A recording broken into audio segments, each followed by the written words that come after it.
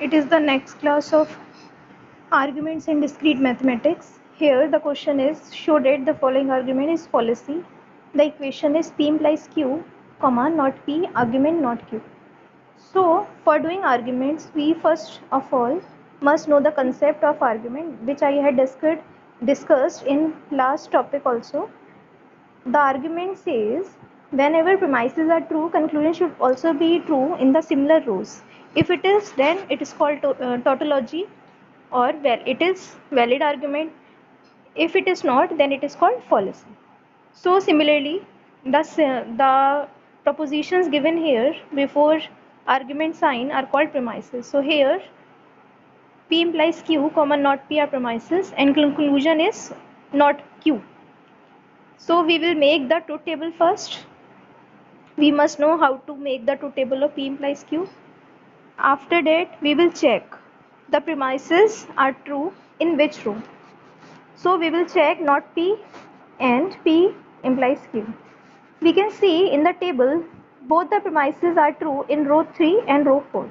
Similarly, we will check conclusion not Q. In truth table, in third row, we can see not Q is false. In row 4, not Q is true. So if any false is there in conclusion but premises are true, then that argument is not valid, it will be fallacy. That's the concept of argument. Next question, determine the validity of following argument. Similarly, we have to check this argument also. Here premises are P implies Q, comma not Q. And argument afterwards not P is conclusion here. So first of all we will make the truth table. Afterward we will check the premises. So after checking the premises, P implies Q and not Q, we can say they are true together in only row 4. So in similar row we will check the conclusion. We can see C not P is also true in row 4. So this argument is valid. Next question, prove the following argument is valid. Whenever we have to prove, it means we know the answer, that it will be valid. So argument given here is P implies not Q, comma no, R implies Q, comma R, argument not P. So here we can see there are 3 premises, P implies not Q, comma R implies Q, comma R. So first we will make the truth table. Truth table will be of, here n will be 3, P, Q, R. So number of rows will be 2 to the power 3 is equal to 8. So 8 rows will be there and 7 columns will be there. Afterwards, in truth table, we will check the premises. We will check the columns. P implies not Q, R implies Q, and R. Means third column, 6th column, 7th column.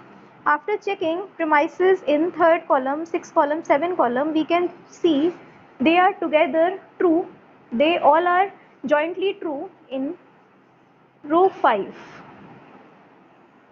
They jointly are true in only in row 5. So in similar row, we will check the conclusion, that is not P.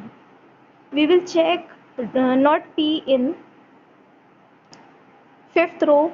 Yes, it is also true. So we can say this argument is valid. That's the concept of argument. We must know first of all the concept is whenever premises are true, conclusion is also true. If yes, then given argument is valid. Means if premises are true, conclusion is also true in similar rows of truth table, it means the given argument is valid. Otherwise we can say the argument is not valid. In that case it will be called fallacy. So these are the simple questions given based on argument without any symbolic form. Afterwards we will do the argument questions based on symbolic form. Okay class, thank you for listening. Okay, thank you very much.